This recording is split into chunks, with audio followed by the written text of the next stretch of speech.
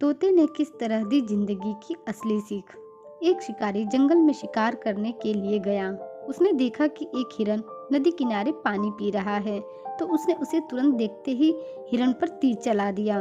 लेकिन उस शिकारी का निशाना चूक गया और वह तीर जाकर एक पेड़ में लग गया।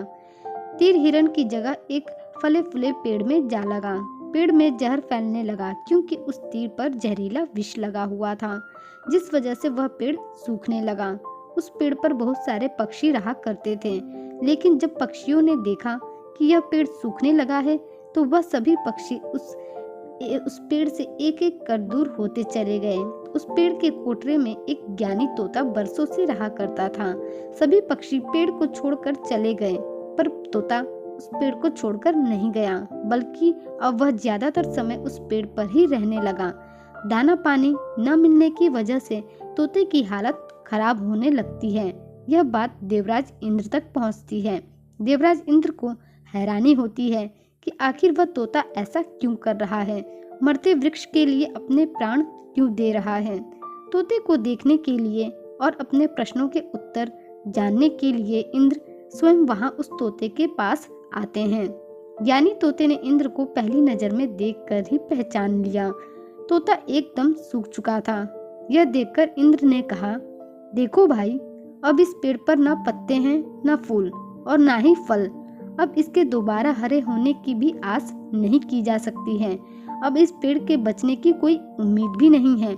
जंगल में और भी कई ऐसे पेड़ हैं जिनके बड़े बड़े कोटर पत्तों से ढके हैं। वह पेड़ फल फूलों से भी लदे हुए हैं। वहां से नदी भी पास है, लेकिन फिर भी तुम इस पेड़ पर क्या कर रहे हो? तुम वहां क्यों नहीं चले जाते? तोते ने जवाब दिया, देवराज, मैं इसी पेड़ पर जन्मा हूँ, इसी पर बड़ा भी हुआ हूँ। मैंने इसके मीठे फल भी खाए हैं। इसने मुझे दुश्मनों से कई बार बचाया भी है। इसके साथ ही मैंने सुख भी भोगे हैं।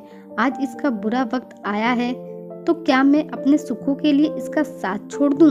जिसके साथ मैंने सुख भोगे हैं, दुख भी मैं उसके साथ ही भोगूंगा। मैंने अपनी जिंदगी का काफी समय इस पेड़ पर ही बिताया है। अब इस पेड़ के अंतिम समय में मैं इसे छोड़कर कहीं भी नहीं जाना चाहता हूँ। मैं अपनी जिंदगी की शुरुआत से ही इस पेड़ से जुड़ा हुआ हूँ और अंत तक भी मैं इस पेड़ से ही जुड़ा हुआ रहना चाहता हूँ। मुझे इसमें आनंद मिलता है। आप देवता होकर मुझे गलत सलाह क्यों दे रहे हैं? तोते की ऐसी बातें सुनकर देवराज इंद्र की बोलती बंद हो गई। तोते की ऐसी बातें सुनकर देवराज इंद्र बहुत प्रसन्न हुए और उन्होंने कहा कि मैं तुमसे बहुत प्रसन्न हूँ। तुम चाहो तो मुझसे कोई वर मांग सकते हो, तो तुम जो भी मांगोगे मैं वह जरूर दूंगा।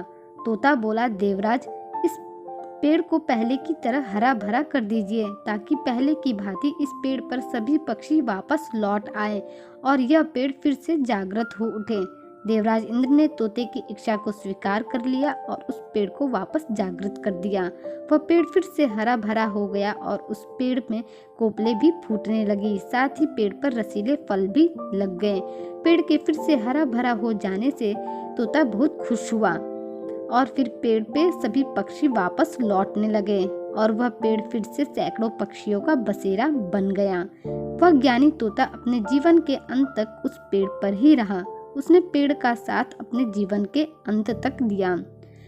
इस कहानी से हमें यह शिक्षा मिलती है कि अपनों के दुख को जो अपना दुख समझता है, उसके कष्ट मिटाने स्वयं ईश्वर साथ देते हैं। बुरे वक्त में व्यक्ति भावनात्मक रूप से कमजोर हो जाता है। बुरे वक्त में जब कोई साथ देता है तो उसके लिए वह अपने प्राणों की बाजी लगा देता है। किसी के सुख के साथी बनो ना बनो, दुख के साथी अवश्य बनो। यही धर्म नीति है और कूटनीति भी। संकट के समय जो साथ देता है वही असली साथी होता है। सुख के समय तो हर कोई साथ होता है, लेकिन सही व्यक्ति की पहचान बुरे वक्त में होती है।